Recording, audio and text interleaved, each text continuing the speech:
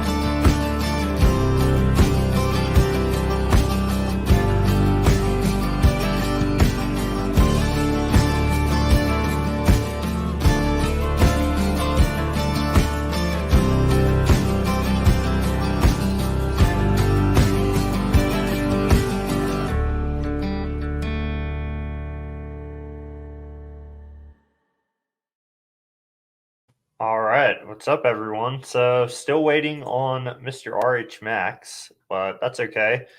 I'll go ahead and address the chat. There we go. Now I think I fixed the screen even better. Good to see all of you. Vets in Crypto, what's up, man? Good to see you. Timothy Harris, thank you. Yeah, so the hat is from KSB.TV, and then this is the Dorking Wanderers. It's a soccer team from England. This is their one of their soccer jerseys. So pretty awesome. Glad to see you guys talking in the chat. Good to see Kaisa as always. Great guy. DJ Bomber, good to see you, man. I don't know if I've seen you here before, so appreciate you tuning in. You'll Never Walk Alone Hex, of course. Great guy. SMO Spider, seen you before.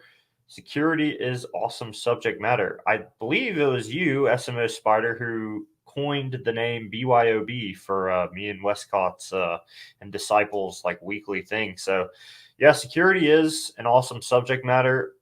Sadly, it's not as like marvelous and beautiful and cool as talking about mad gains and drama, talking about this and that. But it is super important, and it is awesome. It's good to stay up to date. It's good to talk about security, because one thing I've noticed recently is there's a lot of people in the Hex community. We have a very smart community, the Richard Heart ecosystem. There's a ton of smart people. There's a ton of smart security people. And I see one security guy says one thing and then another says another thing. And there's like so many different ways to be secure. And it's almost like there isn't like a one size fits all. So I thought that was kind of interesting. But RHMax, who will be joining us any second, he was a security engineer, I want to say, for like 10 years. I'm pretty sure he worked at a pretty prominent, establishment. So he has a really good grasp on not just crypto security, but security in general. And I've been on his channel a few times to talk about security.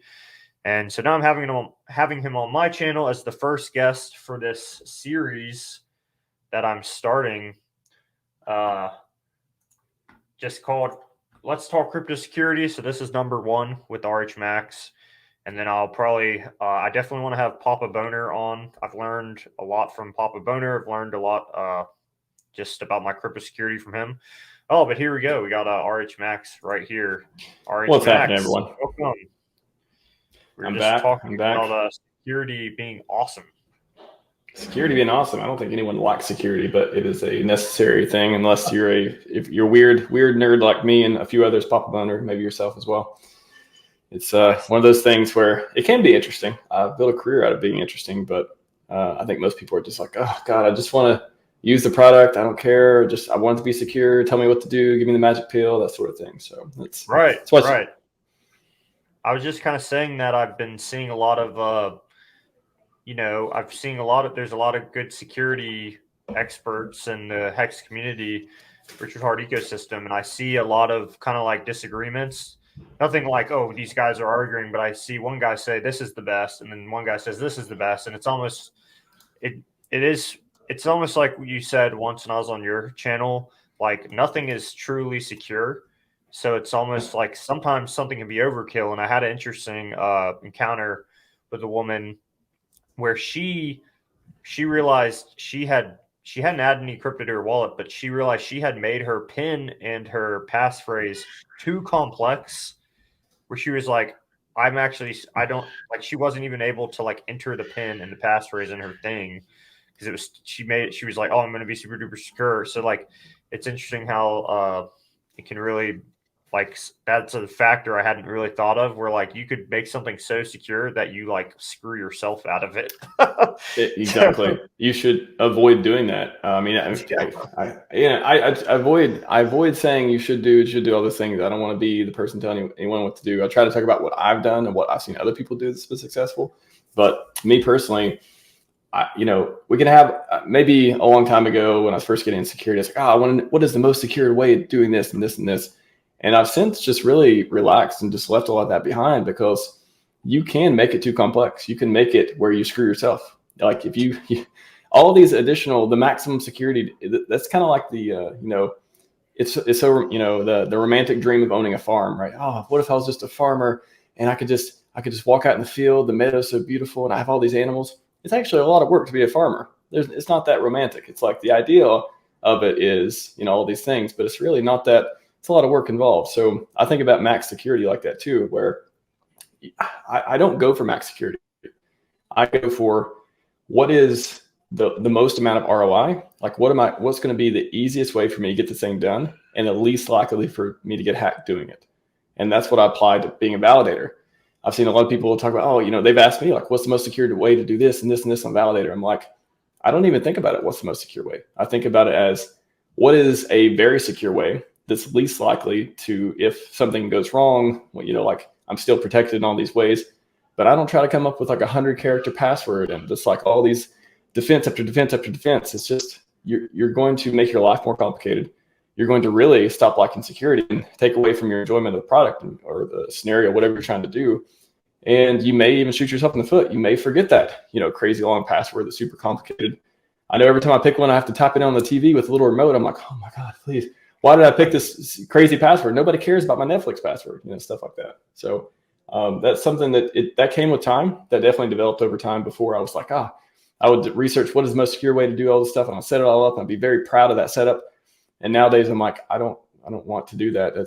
I'm gonna, like, if I can be 98% secure, and there's certain things you need to like do a little bit extra stuff on that like really, really matter. But most things, if you're 95% very, very secure, you don't striving for 100%, their ROI just drops off a cliff from my experience.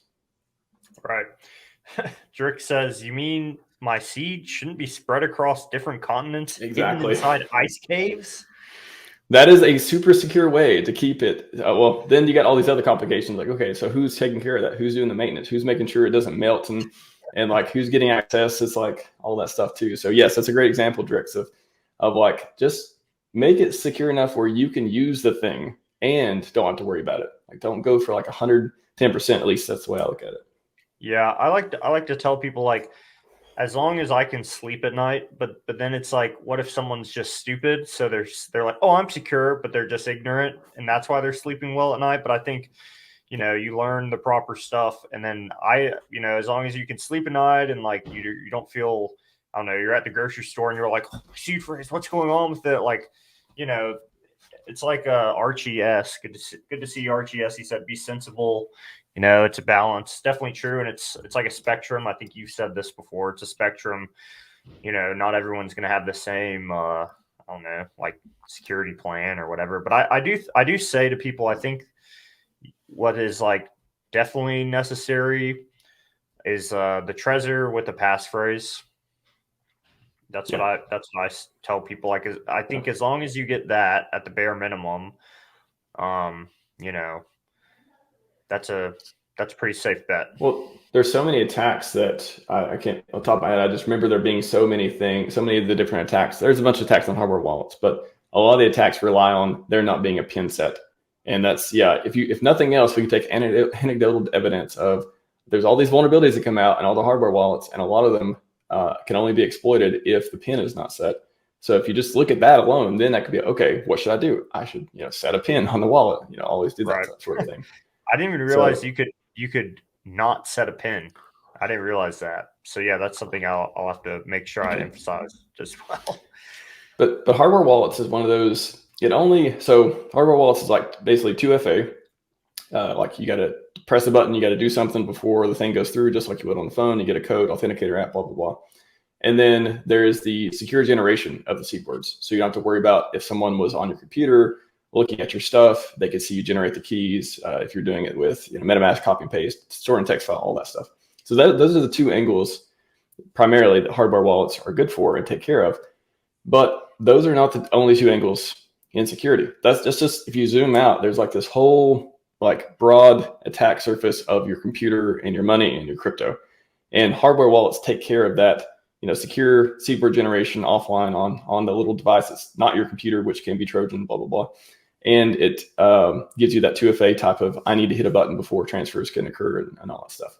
So that's what it takes care of. So there's so many, I know, and rightfully so, we talk about how hardware wallet, like that's number one thing you should do in crypto, hardware wallet. Kind of, but there's this whole other thing. If you still click a link, if you still get, somebody who you think you trust, who's just a scammer, pretend to be that person on Telegram or Twitter or wherever, if you still follow their instructions and make their transfers, do all that stuff, the hardware wallet it's not meant to take care of that attack surface. It's only meant to take care of the secure password, seed word generation, and the 2FA essentially on your crypto. So I think a lot of people focus on, because it's the easiest thing, right? Like, buy a hardware wallet, set it up. It takes time, but it's like the simplest thing to convey. But then they forget about, don't download EXEs and run them. Torrents. Like, I had Staked Wealth on the show a while back. He wants to do another security AMA to talk about all the stories that he's heard from people still who have watched their stream, watched me and his stream, where he talked about how he got hacked and a bunch of crypto stolen from downloading a torrent that was a crypto Trojan and got a hold of his computer and all that stuff. And he's heard a lot of people say that they think the same thing happened to them. So yeah, don't download torrents. It's like one obvious thing. Don't download torrents on your computer, which, especially if you have a hot wallet, haven't locked MetaMask or not using hardware wallet, all that stuff. I mean, it sounds obvious, but there's people just want to transact, right? Like, I get it. I just want to transact. I mean, I think everyone has a hot wallet of some sort. You can mitigate that by, not having all your funds in a hot wallet. You can mitigate it by a hardware wallet. You can mitigate it by locking MetaMask and all that stuff too. But you really just zooming out from hardware wallet beyond that, there's so many different things to make sure you don't do, you're aware of, you be careful of. And computers are a huge way to that you need to pay attention to as far as getting hacked and stuff. So I don't know where you want to go in the conversation, but I think there's a ton of nuance even beyond hardware wallets that we can get into too. Right. I guess first, I have a question. I'm going to pull up this thing I saw. It's a transaction hash, and basically, is it possible where someone could route a bunch of scam tokens through your wallet and make it look like they're leaving your wallet? Because you have this from this address, which don't know whose it is. One of these was someone who reached out to me. They had one of these addresses, and they said, "Hey, there's DAI that's been leaving my, like this, like there's been DAI stablecoin leaving my wallet." And I, looked at his wallet and stuff, and then I looked at this, and like his actual DAI wasn't leaving. Like that was actually the official DAI. This is a fake, like scam DAI. It has one holder. And he said he hadn't interacted with any weird contracts. And this was the transaction hash where he was like, yeah, this is the hash from like the DAI leaving my wallet. And it's, when you look at this wallet that sent it, they have $500 at ETH and all of their stuff is through this weird thing. And so none of his crypto has been lost. It just, he has this transaction through his wallet. And then there's all these other random wallets that have it too for like different stuff. So I told him, it seemed to me like they were somehow routing something through his wallet, and maybe their goal was that he would interact with it and go further and like then get scammed. There should be no transactions going through on any account without you communicating with a smart contract of some sort. So yeah, that's what I thought. Unless, like, the only other thing I can think of is if there's some kind of, if like Etherscan is just presenting some data that like they're gaming the Etherscan identification of these tokens, and they're able to like game that somehow and make it look different than what's actually presented. Like that's like the only other thing I can think of. But if you have to participate with a smart contract or manually send and receive transactions before that can happen, before these transactions can. Even if someone sends you a bunch of fake DAI, it can't leave your wallet unless you interact with your wallet with a smart contract or manual transaction. I don't understand that. The first time I've seen this. I know it was really weird. So yeah, I wasn't really sure, but like none of his actual crypto was gone. So I was like, well, I think there's nothing to worry about. Yeah, and it's really weird. Do you want to? I got something that may be relevant to this too on the blog, where I went through. Let's see, let me find the one where I went through what can actually. Yeah, you mind putting this on the screen? I'll put it in the chat. Yeah, and it's got a couple points of like, because I went through this journey a few months ago. Let's see, I wrote this in July. Well, that was it. No, was that a year ago I wrote this? That's crazy. July 24th. It's been literally a year and 1 day. That's crazy. I thought it was sooner than that. But yeah, I went through this journey apparently last year of looking at, because everyone asks these questions like, oh, what can happen? How do I know, like, if I go to a website, can they steal my coins? Like, what actually needs to happen in order for badness to happen? Like, what does it look like? What all these things? Can you put on the screen real quick, or I can share too, but I just thought that while you're sharing, you can just scroll down. It from the YouTube chat. Let's see. What's up? That's in crypto in the chat. A lot of good people in the chat today. All right. Here we go. Yeah, if you scroll down to what does badness look and feel like? It's like the second page or so. Right here? Yeah. Yeah, so this is where I went through. I wasn't sure how to answer all these questions before, and I was like, okay, I want to just deep dive. I want to go through. I want to do all this research and really figure out what is the ground truth, like what can actually happen. And yeah, you can't just go to a website and it just automatically take your money, all that stuff. Like you need to interact somehow with the contract. Now, if you've already interacted with the contract and stuff, and you click some buttons, like you need to click some buttons of some sort for it to actually interact with your wallet and steal something or take something, unless you've already granted approvals to that contract to already do something with your wallet. That's the one exception I can think of.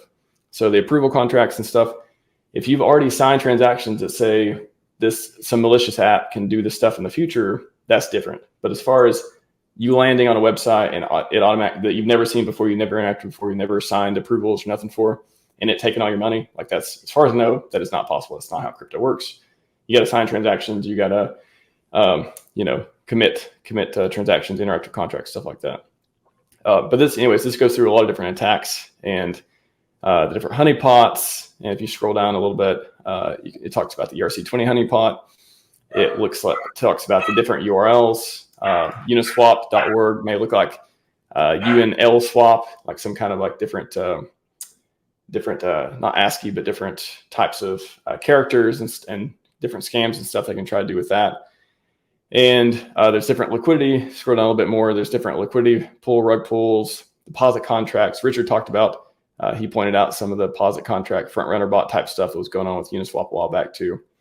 But there's a whole bunch of different stuff that can happen. But this kind of, I basically went through every scenario I could think of that was a scam that could otherwise interact negatively with your wallet, and described it, gave references. So if anyone really wants to understand how this stuff works, when curve.fi got hacked, that was like a DNS attack that happened on the servers.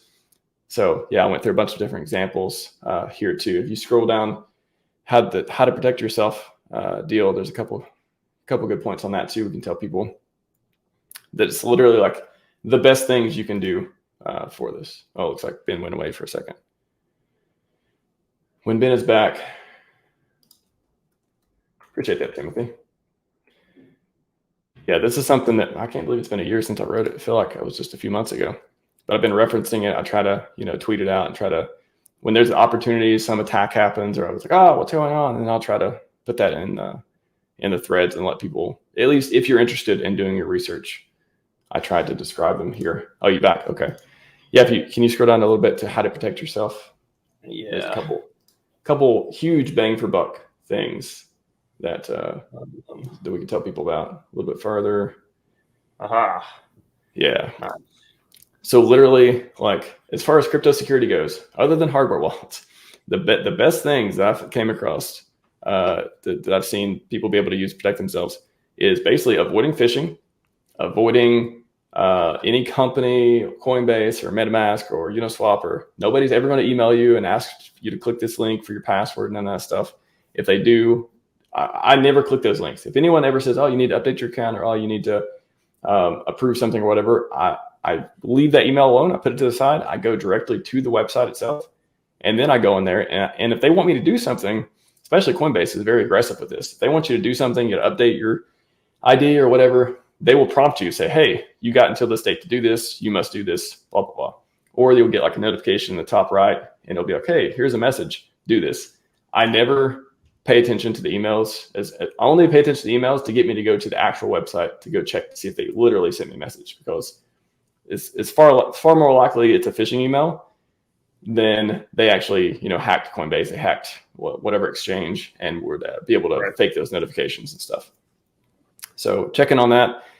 And then the second thing is checking the contact address. So I know it's a little bit tedious, but if you literally want to see if you are interacting with the legit contract or the scam contract or any other contract, then check on Twitter from the trusted sources the contract address of the token or the DApp or whatever it is, and then cross-reference that with what Metamask is asking you to connect to and talk to and all that stuff.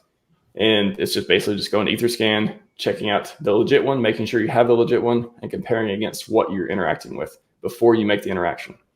So those two things, as far as interacting with crypto stuff, is the two biggest bang for buck, besides hardware wallet, of course. And then there's a few other things that's listed there too, but But literally, like those, if you do those two things and a hardware wallet, and of course you don't download the EXEs, we could talk more about the actual computer security stuff too. But like if you are just vigilant with those two things with crypto stuff, I think that's a huge ROI. That's going to do more than taking and shredding your seedways and put on different continents and ice caves. Like it's going to do way more than that and make your life a lot easier, I think. Cool. Yeah, I had a woman come to me, and she lost $40,000 worth of eHex on a fake hex.com front end, and it looked exactly the same. So here's the thing: it was like 2 a.m. Luckily, I was awake, and she messaged me like freaking out, and she was tired. So good rule of thumb: if you're feeling tired, maybe don't do crypto stuff or be extra careful. But I would probably say just make sure you're in the right headspace. You're aware of what you're doing, because I'd worked with her before. She knows how to stake. She staked before. I helped her set up a hardware wallet. She's not, she was doing the right things. But then she was tired, typed in hex staking on Google, clicked the first link, which was an ad she didn't notice. And yeah, instead of staking all this hex, she sent it. Damn. She basically gave up all her hex to the scammer. And so that's why bookmarking, if you can bookmark a tab or a page, bookmark it. So then you never have to type it in on Google. So great point.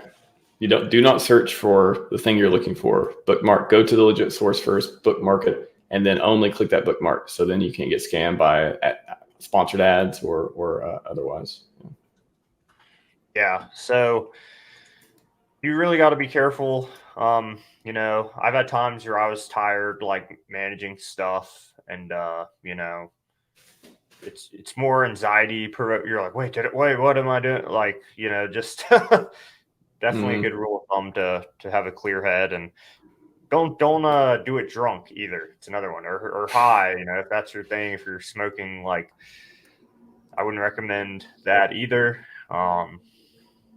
You got me thinking too. Like I don't think I ever Google for the place I want to go. As far as if I want to go to PulseX, if I want to go to Hex, if I'm going to go to Hex, I just always type in go.hex.com, or I go to the app.icosta.pro to look at it. Or even with PHUX, I just go to phux.io, or with PulseX, I have that bookmark. So I never actually, I don't think I ever actually Google for anything unless it's a new project, and then I don't really do a lot of new projects. If I do, I click directly from Twitter, from the founder, or one of the devs' Twitter accounts to get to it, and then I bookmark it and go from there. That's a good point. I don't think I've ever thought about that but you laid it out pretty well. Yeah, because I'd always kind of told people, make sure to not click any ads and like bookmark the page. But now I'm putting like a much bigger emphasis on it now that actually happened to someone. Because I don't know. I mean, that's another thing, is maybe don't do it at like 1 or 2 a.m. in the morning. But we're weird creatures, and sometimes we want to do something, we go and do it. And so I don't know. Definitely want to have a clear head when messing with your crypto stuff. Definitely want to be focused, make sure you got some time to really take it serious. So we got some questions. There's a funny one up here. Red Squirrel wanted me to ask you your favorite VPN, since you love them so much. My favorite VPN. I've had an update. Okay, first I'll explain the joke, and then I'll tell you there's actually an interesting angle that I've been looking at VPNs too lately.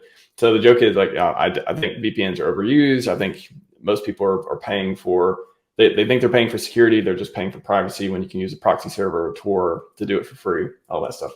So funny enough, I was using them for censorship resistant, using them for, if you're in a bad network where there's all kinds of, you're at a coffee shop or whatever is fine, but using them at home, I never saw the point.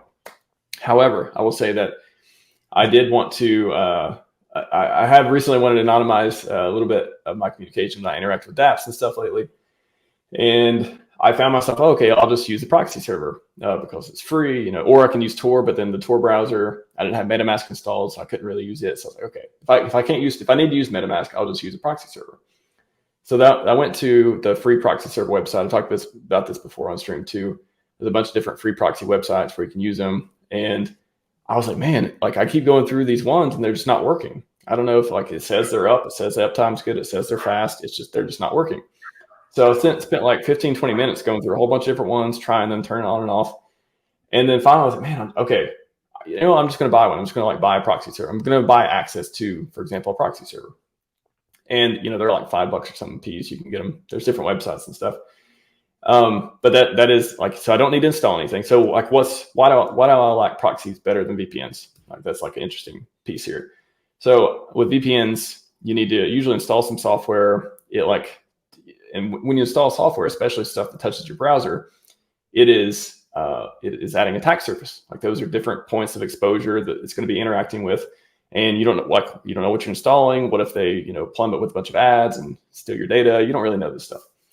So with proxy server, I just use a proxy extension that makes it fast to switch between them. All browsers support it natively, but you can use an extension like Foxy Proxy or otherwise to easily switch between on and off and all that stuff. And all you do is enter the address, the port, and the protocol, and you can turn it on and off whenever you want to use it. So there's no software installation. So to me, that's much more secure because there has been bugs. I've linked to them. I've talked about them on Twitter before too. There have been bugs where you install VPN software and there's some bug where literally a vulnerability where it's like you install it and then, you know, they didn't check something. They didn't do security very well in some area. And now other people are able to, you know, maybe possibly even hack your computer because you installed the security software. Like ironic, right? So I want to avoid all that. Like I like to optimize away from installing stuff. That's what I like better about proxy servers. You don't have to install anything. You can just use a free one or use a paid one and just use an extension in your browser to switch between them. And you still get the same, you still look like you're coming from somewhere else if you want to, you know, anonymize yourself, whatever. So that's what I like better about proxies. Now, and that's why I still stay away from VPNs. However, I can see when I was doing in the process, I was thinking, this is why people like VPNs so much, because they install the software. They don't have to go buy a proxy server. They don't have to type in the numbers and IP address and ports, even though to me, that's like, you know, just super easy. I know a lot of people may be a little daunting to learn the process. With a VPN, you just install the software and you can just turn it on and off and you're good to go. So I get the appeal, but, you know, I think it still comes with a risk I talked about and stuff too. And you got to pay for it monthly. And I think they're way more expensive than they should be, and their shield and all that stuff too. So there's all that stuff that comes with it. So it's funny how they made this whole industry out of like selling you this promise. And yeah, and they say they do the security, they do all this stuff. They're for privacy. They don't do security. If anything, they add attack surface, which could make security worse. That's my opinion. So that's I think I went through the VPN. I've updated my sympathy for people with VPNs a little bit though too, of why I understand why they use them as much. But me as a security professional for over a decade, I've never used a VPN other than when I'm traveling because I wanted to avoid censorship. And yeah, they encrypt some more stuff, but it's not really a big deal.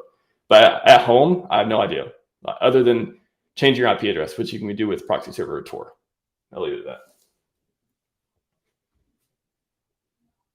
But I posted that link too. I just wanted to say that if people want to look at so I mentioned earlier, I had Staked Wealth on, and he talked about, it's the 60K crypto hack and about the torrent. He downloaded the torrent, and he had a hot wallet open, and before he knew it, he lost a bunch of money.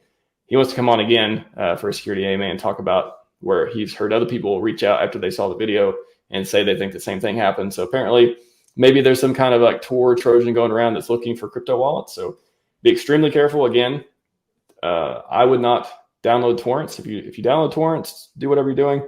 I would not do them on the same computer. First of all, I wouldn't do them on Windows, because if you do them on Windows, I have like Mac versus Windows versus Linux. We can get into that too. But if they're targeting people running Windows with torrents, so if you use Linux, for example, or a Mac to download torrents, if you download EXE, it doesn't run, because they don't run on those platforms. They only run on Windows.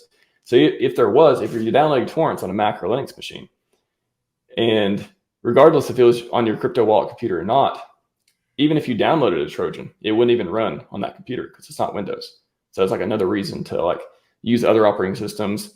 And even if you're going to do torrents, but if you must download torrents on a Windows computer, I would not do it on the same one where I do crypto, because you may download something that's bad and can take your money. And there's lots of anecdotal evidence of people losing their money over that. And that's the video that we went through the entire story and all that stuff.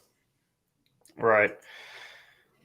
So that's one thing with Linux I've heard. I know, like I had someone I worked with who was like, oh, my security friend told me to download Linux. So that's what I've been using. But then it was like such a confusing thing. We couldn't even do anything because she didn't know how to like use it at all. Because Linux was just kind of different. Does that make sense? It is different. It's one of those things you can't go into it thinking that it's going to be the same as Windows. You really need either somebody who's used Linux as a desktop. They can show you around. They can help you if you have problems. Otherwise, you're going to get frustrated quick, right?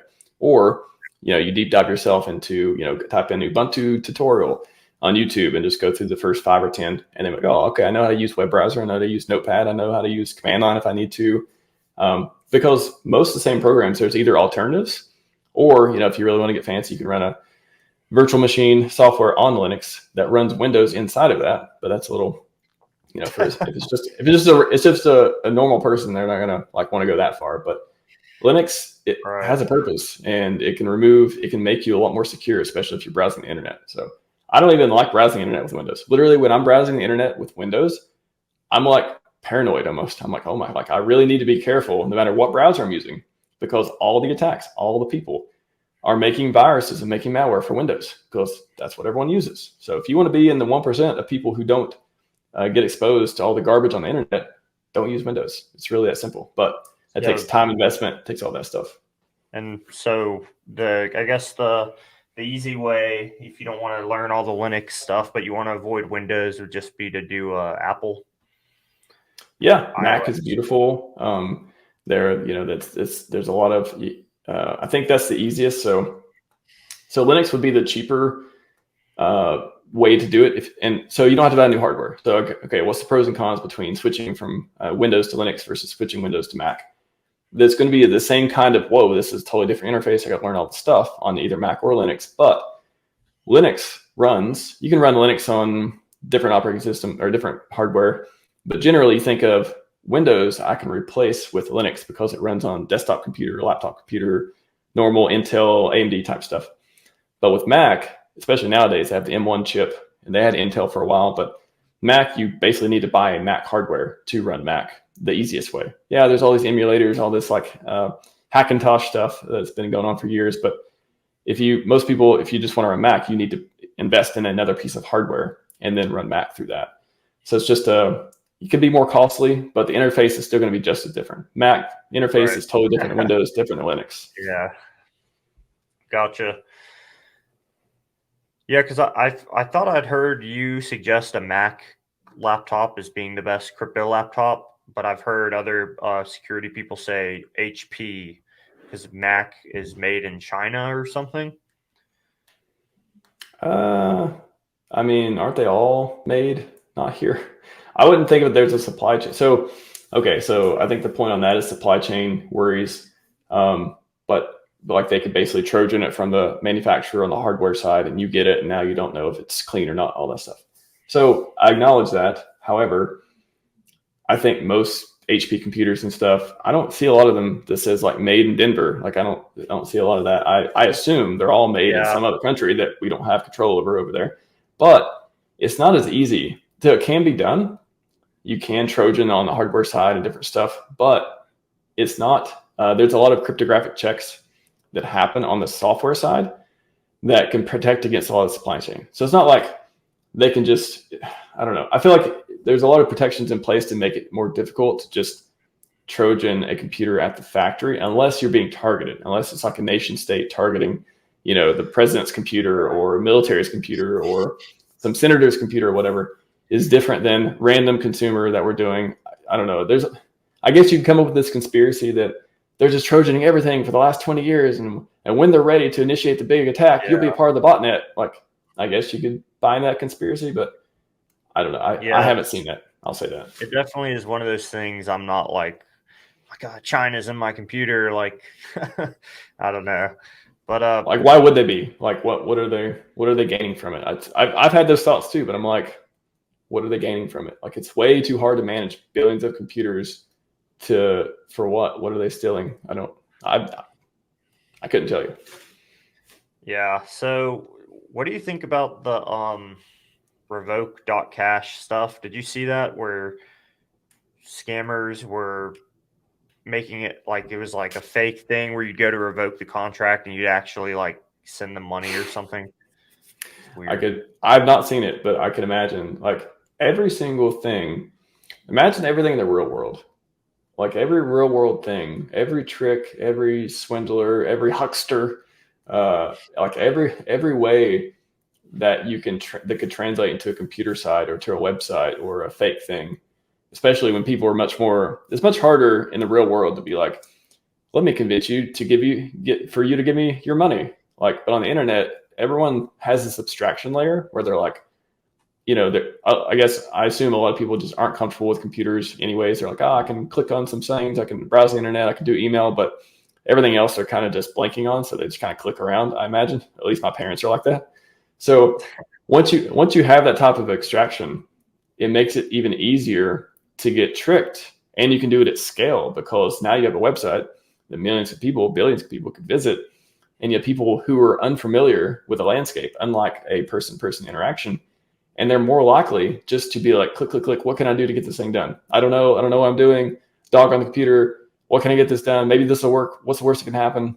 So they're much more likely to put their guard down because they assume they're ignorant of what the computer can do and how to get this thing done. So they're more likely to fall for some of these things. And again, at scale, because the same person or the millions of people can look at the same website and have no other social interaction and still participate in the scam. So it's not surprising that there will be fake websites and things to get people. Like, it's always, what is the one where they're like, it's always at some service that's free and they'll be like, whoa, but we need you to pay for it now. please like sign up for this new thing. We need you to pay for it because we need money or something. It's usually those kind of things, but Right. I'm not familiar with the particulars, but if you want to put it on the board, we can go through it, but I'm not familiar with the particular revoke thing that happened recently. Yeah, I don't know. I didn't have a link to it. I saw it didn't seem like anything too serious. But yeah, Benny, thoughts on using Revoke? How often? Really, only if you connect to something sketchy. If you ever connected to something weird, and not just connect, but like you approved. So you approved on your wallet. Hey, I give this contract permission to access my funds. So that's what I did with the woman who went to the fake Hex website. I explained, I was like, you basically gave permission to this guy to access your Hex. So now we're going to go and we're going to take away that permission.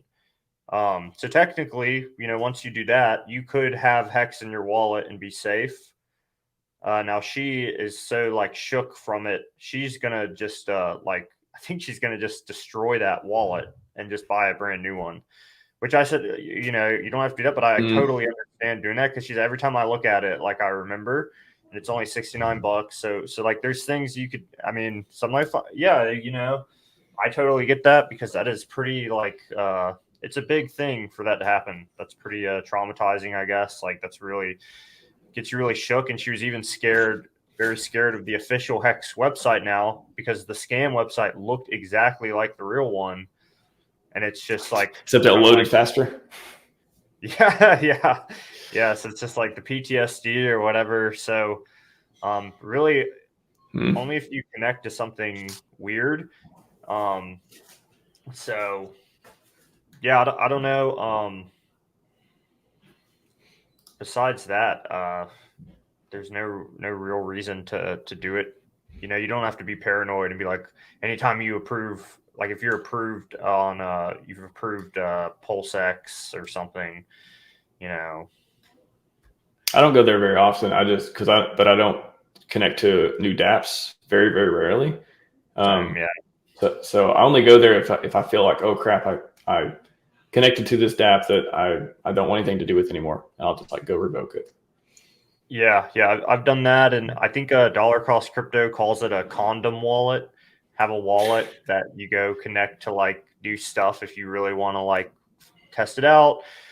For example, I mean, these things seem legitimate and fun, like PHUX, new thing, kind of scary. Maybe you're not sure. I don't know. I mean, I'm not saying those guys are sketchy or whatever. I'm just saying, something new like that, or the Daytona financing examples on PulseChain. I'm not like endorsing these things or anything. I'm just saying in general, get your condom wallet or whatever, where you don't have any real skin in the game, and there, you can go mess around or whatever. So, and the one question from Jas talking about iOS versus Android. If you want to answer that real quick. And there's a couple other one new. Well, I guess not one. One thing I haven't talked about much that I want to talk about too, privacy.com. But anyways, Jas, iOS versus Android. I don't, if water pistol to my head, as our friend Somi would say, I guess I would pick iOS, but they both have critical vulnerabilities that come out pretty regularly, it feels like. Like Richard just tweeted about the iOS bug that came out.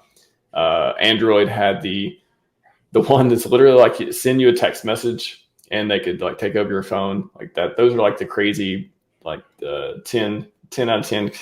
The security talk would be like CVS 10 bugs, where it's like no interaction needed. All they need is your phone number. I literally turned off Wi-Fi on my Android.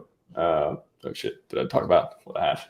I mean, on my duck phone that no one on my burner and my burner Android. I literally turned it off on my burner Android for a while too, because that was like, whoa, that's a crazy bug. So, anyways, I mean, I have Apple products, I have Android products, I have a whole bunch of different stuff. But if I had to pick one, iOS overall, because first of all, Google has a world-class security team there and stuff too. Android security team's really good. They just got a ton of stuff to take care of. It's just like a hard problem to solve. But iOS has a lot of different deep layer protections, because the iOS and Apple throughout the years have basically used the same they started merging the operating system. So Mac OS, iOS, they share a lot of the same code, which makes it a lot easier to ship things and different features and go across platforms and devices. And a lot of the features in Mac OS and iOS and stuff, they can share a lot of the cool security features. It makes it much easier to do that. So overall, I would say I think there's more security features in iOS. It's more of a closed model too, which is good for security as far as not letting any apps run that can run wild on it there. Unless you jailbreak, all of the security guarantees go away. That's the one thing about jailbreaking. It's like jailbreaking, you can run your own apps, all that stuff. But after you jailbreak, think about jailbreaking as you're removing these protections from running untrusted apps. So yes, now you can run whatever apps you want, but anyone else can run the apps they want too if you happen to download something bad. So that's like the one nuance about jailbreaking that's important. So, but Android is like, you can literally, there's settings, you can turn all this stuff off. I don't care, run it from untrusted sources, blah, blah, blah. You can turn all this stuff off much easier. And I just think more security stuff has went into iOS overall. I know both companies fairly well over the years and stuff, and I've played with all their devices. So if I had to, water pistol head, iOS, but so why doesn't everyone run iOS? Like, why doesn't every security person run iOS? Well, a lot of them do, but I just think that it's marginal. I think that the operating system itself, iOS versus Android, is not the most important overall. I think if they're both fairly even, or one's a little more ahead of the other, then the next step is human. So if you're going to click on any links, if you're going to turn off all the protections, it doesn't matter what you do. If you're going to jailbreak your phone, like all that stuff you can do with either one. So I think they're both fine as long as they're updated. Updates are the most critical point, even in your browser. The easiest thing you can do for security is, run something other than Windows, but on desktop, but two, keep your browser up to date. It's like super, super easy ROI. And same thing with phone. Keep your phone up to date, because there's critical bugs out there. And it's easy enough just to reboot your phone every once in a while. It's fine. Cool. And then these websites you mentioned. Yeah. Do you wanna pull them up, or should I? I just want to. I can talk about them once you pull them up. Yeah. So privacy.com is cool because you don't need to give your credit card, your real credit card information and address and name and all that stuff out there. So it's pretty cool. So you can basically get a virtual debit card and you can link your bank account to these virtual cards. And you can create a new card for each thing. Like you have like Apple Music or Netflix or something you want to buy online or whatever.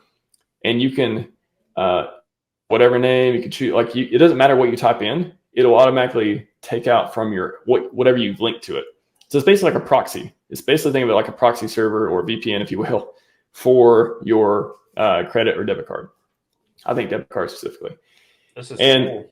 Yeah. Nobody ever talks about this. Yeah, it's like super easy. You just create your own card, and it's like you can anonymize your transactions. You don't have to put your name and address out there for everyone to do. I mean, if you want to, well, if you're getting something delivered, then, well, I mean, you could just go get another mailbox if you don't want to give your real address out to people. That's another way.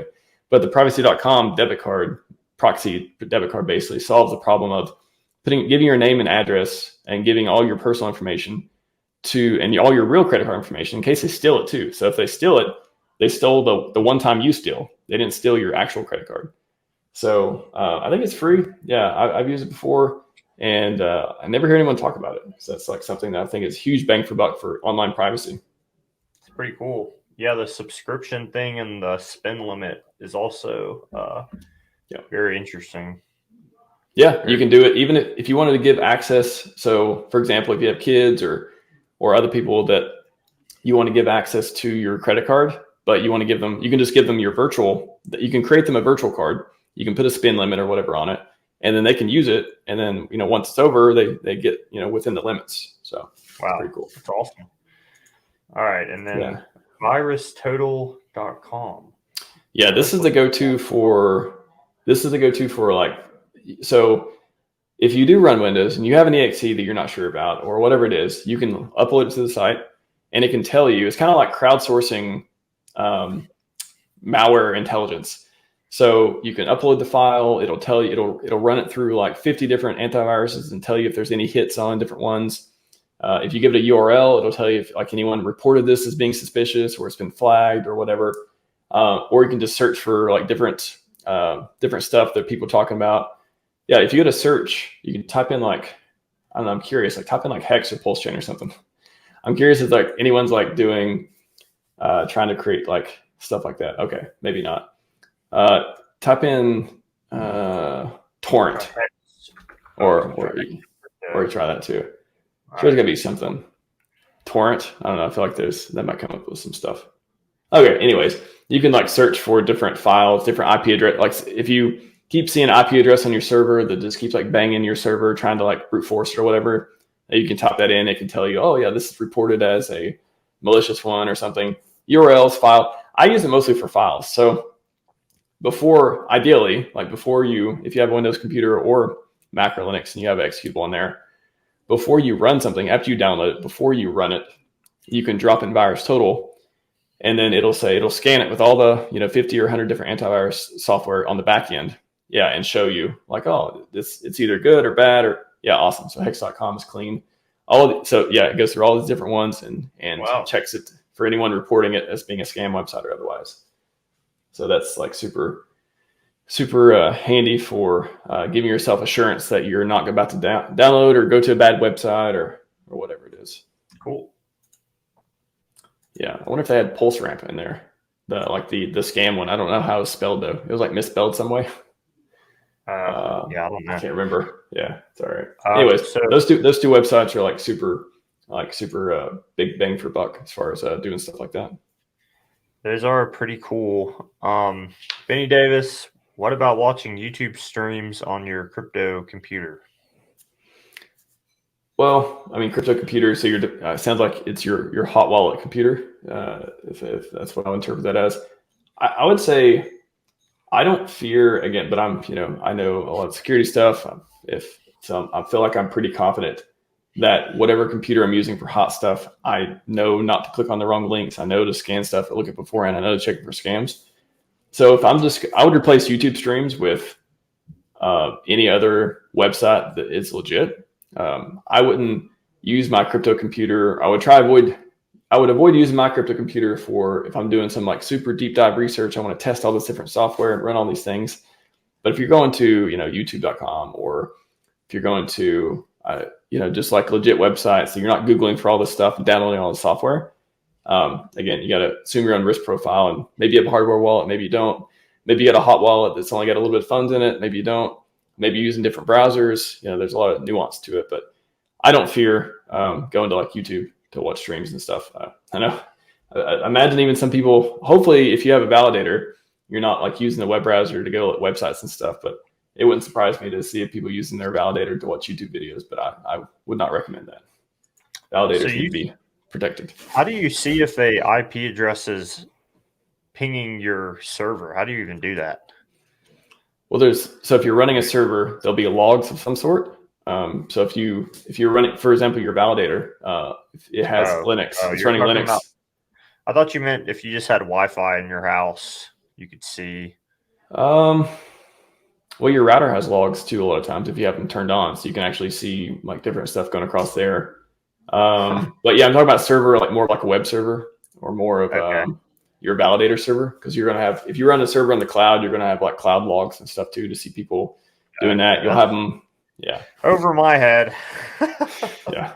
I didn't know it was something I could be looking at, like, oh, I can see if people are trying to hack my network, and like I can go scan and see who they are. I was like, whoa, I didn't know you could do that. But I mean, I guess if you were trying to look at people trying to get on your Wi-Fi, I would look at my Wi-Fi router's logs to see people trying to like. There's probably got to be like failure attempts to connect to the network, bad password. I imagine you could see it through that. Yeah, I haven't thought about it much.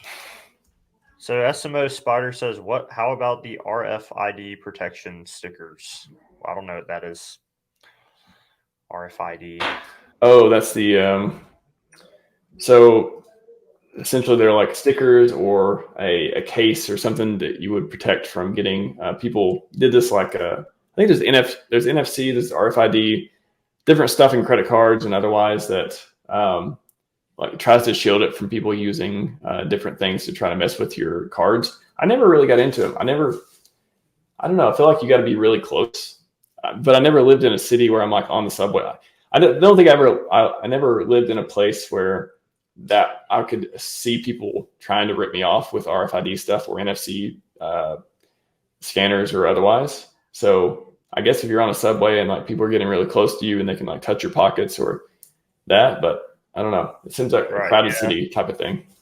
Yeah, crowded city, maybe like Central America. Yeah, I don't know. Yeah. So John J, my shirt, this is a large, and I'm 5'10", like 200 pounds. So it fits well. It's a little tight, but the large is good on me. Yeah, it looks good, man. Airports, yeah, it's good. Airports. Good point. So Red Squirrel says Zorin OS is very similar to Windows, so that's like a Linux type thing, like other. Yeah, I've never heard of that one, but I just Googled it. I was looking at. Yeah, based out of Ireland. Use one computer for emails, general browsing, etc., and other for crypto. Yeah. I don't. A crypto computer is pretty much just turned off most of the time because I don't really do much, and I don't use it for email or Twitter or anything like that. I use different computers for different things. Yeah, I think it's a great way to use different. I do have Telegram on my computer because I use the saved messages thing in Telegram. In Telegram, you can send yourself stuff. So sometimes, I don't know. I'll send, if I want to get a contract address from my computer, send it through Telegram to myself, and then copy and paste it that way. So I'm not searching for it on the crypto laptop. But then the thing is, what do you think about that? I use a totally separate device for Telegram. I don't keep it around any of my other stuff just because I just don't trust Telegram. I don't put it on my phone or anything either. But as far as being able to transfer, I feel like we had this conversation before sometime. But I basically like you can I email myself a lot of stuff. And here's a pro tip too: if you don't want it to go through as an email, you can just make a draft And then if you have access to that email account on a computer, you can just go look at the saved draft. So it's not actually sending it. You can just look at the saved draft too. So it's like one way to use your email as notes. You can use drafts. Cool. All right. So we're at 3:30. Do you got to bounce? I do. Yeah. Crazy day, but man, this is a great conversation. I feel like we covered a lot of cool stuff. Yeah. We'll definitely have to do it again sometime. I'm probably going to do this as a series and have different security people on, maybe like Papa Boner. I've learned a lot from him. I know a BK Dossbaum. It's another guy who's a big security guy. Maybe you could recommend someone you know, but definitely have you on again. Yeah. Enjoy talking with you about it. So yeah, thanks. I bring a different flavor. I bring a different flavor. I bring I come from like the traditional security, like tech background rather than a crypto background. I did security professionally first, and then I started learning crypto security. So I think I have a lot of interesting nuance from that, but there's a lot of people who run rings around me on crypto security and hardware wallets. So I don't have that kind of stuff. Yeah. I'm the opposite of you, where I learned crypto security. And then my knowledge has been expanding by like talking to you and stuff about just general security. My sister is a cybersecurity. She works in cybersecurity, so I've learned a lot from her as well. But yeah, I like how you talk about security, because you're very like reasonable about it, and you kind of can put yourself in the shoes of like the average person who's not like a tech genius who's out here going to like code their own algorithm to sidestep the whatever. you know, so if it's too complicated for you to do, then that's not the max security I'm looking for. I'm looking for reasonable security that is like I'm doing just enough where it's probably safe and I can sleep at night. That's what I shoot for. Cool. All right. Well, I'll go ahead and end the stream. Thanks, everyone. Leave a comment on the video. Leave a like. Share the stream with people. Security is important. Spread the good word of people taking their security seriously. It's like we said, downloading stuff and you have a hot wallet on your computer. Every time I see articles about like famous influencer NFT guy got hacked or so-and-so, it's like he was playing video games and he had a normal MetaMask without a hardware wallet, and he downloaded a link or clicked a link. And it's like, it makes it sound way scarier than it is when it's not too hard to really take the steps to like protect yourself, I don't think. So for sure. All right. Any last words? I was going to say Scivive and 555, but it's not my show. So no. Hopefully everyone out there is staying safe, and I may be streaming later tonight, FYI, because Richard made a insightful tweet about a lot of interesting stuff. So I may do a show tonight. We'll see. Cool. Yeah. Go subscribe to RHMax if somehow you aren't, and I put all your links in the description, so everyone can go to the description and go check them out. All right. Audio.